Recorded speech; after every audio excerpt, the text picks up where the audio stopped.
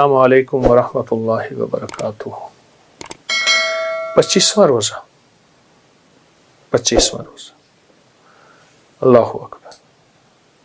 تاکراتیں تو ہمیں یاد ہے نا، اور انشاءاللہ یاد رہیں گی، اور تاکراتوں کی تلاش بھی، اور وہ کتنا خوش قسمت انسان ہے جو تلاش کر رہا ہے۔ یاد رکھیں، محبت تلاش کا نام ہے،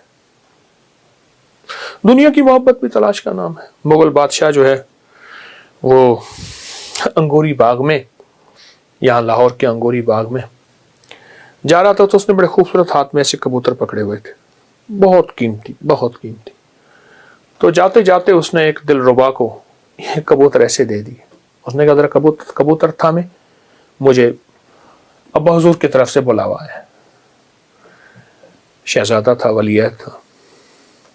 واپس آیا نا تو دیکھا تو ایک کبوتر نہیں ہے، اور دوسرا کبوتر ہاتھ میں ہے۔ تو پوچھا وہ پہلا کبوتر کہاں گیا؟ اس نے اڑا کے کہا یوں اڑ گیا۔ بس وہی اداب آ گئی، اور ایک تاریخ تاج محل کی لکھی گئی۔ اللہ پاک جل شانہ کو نا اپنی محبتیں اور ادائیں دکھائیں، اور تلاش دکھائیں، اور تلاش کو بڑا پسند کرتا ہے۔ اس میرے رب نے یہ شب قدر چھپائی ہی اس لیے ہے کہ میرے عاشقوں کو تلاش ہو۔ عاشق تلاش کرے، مجھے کچھ خبر نہیں تھی تیرا درد کیا ہے یا رب، تیرے عاشقوں سے سیکھا تیرے سنگ در پہ مرنا، مجھے آ گیا ہے جینا، مجھے آ گیا ہے مرنا۔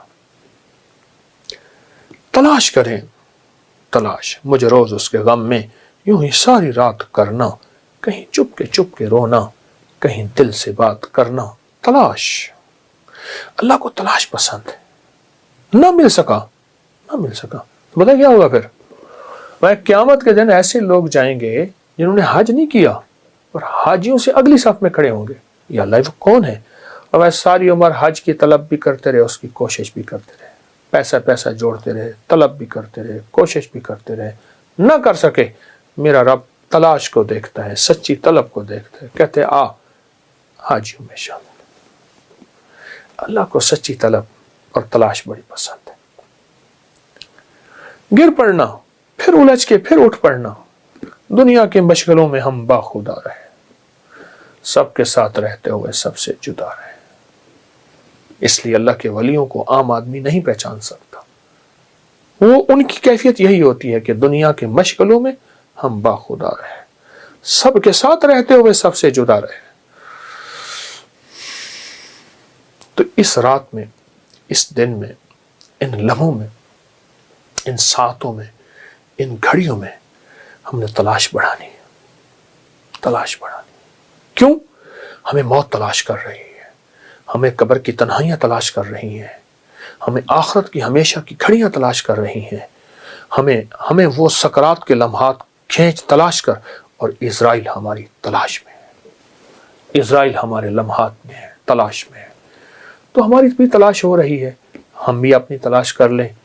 ان کی تلاش اپنی ہے، ہماری تلاش اپنی ہے، پر ہماری تلاش وہ ہے جو انشاءاللہ دنیا اور آخرت کو رنگ و رنگ کر دے، مالا مال کر دے، سرخ روح کر دے۔ اللہ کے ہاں سب سے پسندیدہ بندہ وہ ہے جو اللہ کو تلاش کرے، اور اللہ کی بھیجی ہوئی اس رات کو تلاش کرے جو رات سب سے محبوب رات ہے۔ تلاش کرے، اور بہت توجہ سے تلاش کریں۔ اچھا ایک عمل کر دیجئے گا، بلکہ دو چیزیں بتاتا ہوں، دو کر لیجئے گا۔ جو شخص یہ چاہتا ہے نا کہ مجھے تنہائیوں کا تقوی ملے، اور میری نظریں، میرے کان، ناک، میرے جذبے، وہ کیا کرے؟ ایک بار سورۃ الحاقم التکاثر پڑھ لے، ہر نماز کے بعد پڑھ لے، صبح شام پڑھ لے، دن میں بار بار چند بار پڑھ لے، ایک بار صرف سورۃ الحاقم التکاثر۔ میں نے اس کی بڑی تاثیر دیکھی۔ جو کہتا ہے اللہ میرا من میرے کنٹرول میں نہیں، اللہ میں تو تیرا محبوب بننا چاہتا ہوں، پر میرا نفس شیطان مجھے تیرے قریب نہیں آنے دیتا۔ اور دوسرے لفظوں میں، اے اللہ میں بے بس ہوں، تو بے بس نہیں، میں بے بس ہوں، تو بے بس نہیں۔ وہ سورۃ الحاقم التکاثر سے دوستی کر لے، بہت کمال عمل ہے، بہت زبردست عمل ہے، اور بھی اس کے بڑے فائدے ہیں۔ دوسری چیز یہ ہے، دوسری چیز، اس چیز پہ بھی آپ ضرور توجہ کیجیے گا، جب کوئی چیز ہضم نہ ہو رہی ہو نا تو پیاز کے چمچ سے شہد کھائیں، پیاز کے چمچ سے، پیاز کے چھلکے اتارے، پیاز کی تہ اس کا بنائے چمچ، اس کو تھوڑی تھوڑی شہد لگا کے کھائیں، کوئی بھی چیز جب ہضم نہ ہو رہی ہو، اور سارے ہاضمے کی گولیاں پھکیاں، الٹیاں ہوں، فلاں ہوں، موشن ہوں، فلاں ہوں، بس چاہے شہد کے چمچ سے، پیاز کے چمچ سے شہد 2-3 چھلکے کھا لیں، تھوڑی سی شہد لگا کے کھا لیں، وقفے سے آپ اپنی صحت کو دیکھیں گے، کمال صحت ہوگی۔ پیاز ہر جگہ میسر ہے، ہمارا پیاز تو کچھ نہیں۔ میں روس کی ایک ریاست میں گیا، وہاں تو پیاز ایسے تھوڑا سا اٹھایا، ناک اور منہ سے پانی، اتنا تیز پیاز ہے۔ میں ایک اور جگہ گیا کسی ملک میں، میں نے وہاں لہسن بڑا تھا، وہ منہ میں ڈال لیا غلطی سے، یا کریم، ہمارا تو پیاز ہی نہیں رہا، وہ دیسی پیاز ہوتا تھا۔ جو میسر ہے اس کے بڑے فائدے ہیں۔ پیاز کے چمچ سے شہد کھائیں، انشاءاللہ فائدہ ہوگا۔ اور روحانی عمل میں نے آپ کو بتایا ہے، اس کو بہت فائدے ہیں، اس کے بہت نفع ہیں۔ اللہ ہماری حاضری کو ہمیشہ کی طرح قبول فرمائے، اور ہمیشہ یہ بات ذہن نشین رکھیں، روزے بھی رکھتے جائیں اور ڈرتے بھی جائیں، جس کو کہنا ہے کرنا بھی ہے، ڈرنا بھی ہے، کرنا بھی ہے، ڈرنا بھی ہے۔ کیوں؟ قبولیت کا فکر، یا اللہ دنیا میں ریاکاری دکھاوا، بس مولا تو معاف بھی کر دے اور قبول بھی کر دے، معاف بھی کر دے اور قبول بھی کر دے، معاف بھی کر دے اور قبول بھی کر دے۔ انشاءاللہ ہماری ان ندامت کے کلمات سے وہ معاف بھی کرے گا، قبول بھی کرے گا انشاءاللہ۔ السلام علیکم ورحمۃ اللہ وبرکاتہ۔ یہ ہم یہاں سے پڑھتے ہوئے یہ پورا طریقہ ہے، پڑھتے ہوئے تصور کر کے قرآن پاک کی سورت آخری وہ 3 بار، 11 بار یا 21 بار، اور اس کے بعد کھول دینا۔ جی اسی طرح سے سارے پڑھے ہوئے ہیں، اور آپ نے ایک پہ ہی کرنا ہے، اور آپ نے یہ سارے سب پہ کرنا ہے، سب پہ کرنا ہے باری باری۔ اچھا جی سب پہ کرنا ہے باری باری، سب پہ 7 تالے پڑھتے جانا ہے۔ ایک دفعہ پہلے پڑھنا ہے، اس میں 3 دفعہ پڑھ کے، پھر دوسری دفعہ، پھر تیسری دفعہ۔ اچھا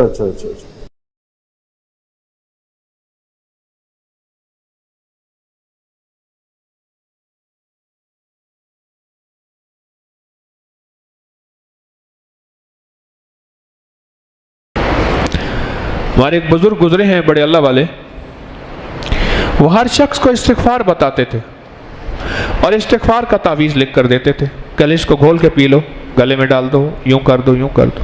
ہر شخص کو استغفار بتاتے تھے۔ کسی نے پوچھا آپ ہر شخص کو استغفار بتاتے ہیں؟ فرمایا کہ آسمان سے روزانہ خیر بھی اترتی ہے، شر بھی اترتا ہے، بلائیں بھی اترتی ہیں، مصیبتیں بھی اترتی ہیں، اور برکتیں بھی اترتی ہیں، اور وہ ہمارے گناہوں کے بقدر اترتی ہیں۔ اور پھر ایک حدیث سناتے تھے، فرماتے تھے میں نے مشکات شریف میں ایک حدیث دیکھی ہے کہ انسان جب خطائیں کرتا ہے، گناہ کرتا ہے، تو وہ خطائیں گناہ اتنی زیادہ ہو جاتی ہیں، حدیث کا مفہوم عرض کر رہا، اتنا زیادہ ہو جاتی ہیں کہ ہمارے رزق کے دروازے کو بند کر دیتی ہیں، اور رزق کا دروازہ تھوڑا سا کھلا رہ جاتا ہے، باقی بند ہو جاتا ہے، اس کی ایک مثال دیتا ہوں۔ ہمارے والد صاحب رحمۃ اللہ کے جو باغ تھا، اب تو حکومت نے اس پہ پابندی لگا دی ہے، پہلے باغ کا پانی سپیشل بنتا تھا، باغ کا پانی جو ذمہ دار ہیں ان کے پتہ ہے، اور باغ کو بہت پانی دیتے تھے۔ اور جہاں باغ ہوتا ہے، اب بھی گورنمنٹ کا لا ہے، وہاں حکومت سڑک نہیں بنا سکتی، وہاں حکومت باغ کو نہیں کاٹنا، مقصد یہ ہے، انگریز ایک قانون بنا کے گیا تھا کہ باغ جہاں لگا دیں وہاں کالونی نہیں بن سکتی، وہاں مراعات ہیں، رعایتیں ہیں۔ تو ہمارے باغ کا پانی بڑا بنا ہوا تھا، ایک بڑا، اسے موگا کہتے ہیں، بڑا پائپ لگا ہوا تھا، جو بڑی زمینوں کو جتنا پانی ملتا تھا اس باغ کو اتنا ملتا تھا۔ ہمارے پڑوس میں میرے والد صاحب رحمۃ اللہ علیہ کے رشتہ دار تھے، ایک دفعہ دیکھا تو پانی آیا ہوگا، اچھا اس کا کوئی وقت نہیں ہے، وہ جس وقت چاہے नहर चलेगी तो पानी मुसलसल चलेगा, कोई वक्त नहीं है।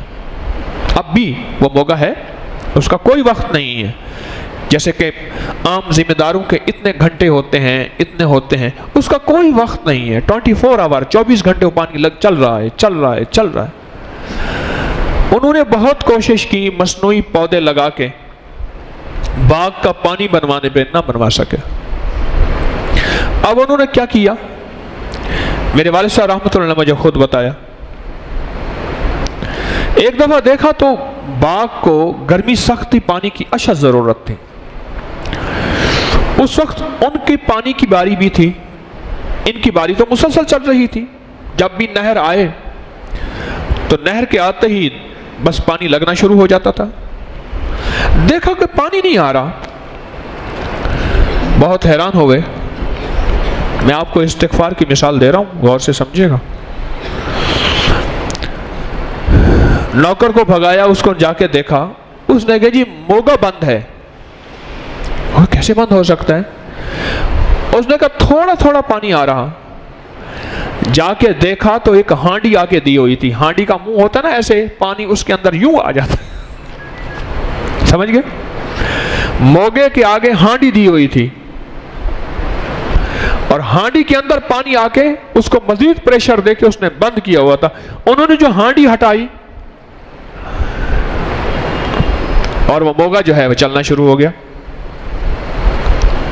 अच्छा, वो हांडी थी हमारी अपनी, पानी इतना हो जाता था कि वो हांडी आगे दे देते थे, थी अपनी। फिर जिस वक्त पानी आता था नहर में, अक्सर आता था, कुछ महीने नहीं आता था, बच्चा अक्सर आता था। अब भी वो अपनी औरतों को वहां नंगा करके बिठा के कपड़े धोने के लिए बिठा देते थे उसी जगह, क्योंकि पानी आएगा, इन्होंने हांडी हटानी है, हांडी हटानी है। हांडी अक्सर होती थी। अब हांडी हटाने के लिए ये बंदे कैसे आएंगे?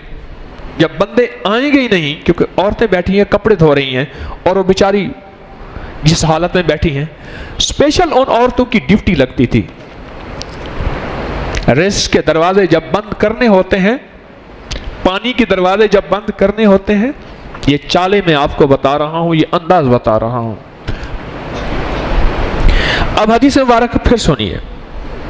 वह जब इंसान की खताएं और गुनाह बढ़ जाते हैं तो रिस्क के दरवाजों के सामने ये गुनाह आ जाते हैं और रिस्क या बंद हो जाता है या थोड़ा हो जाता है।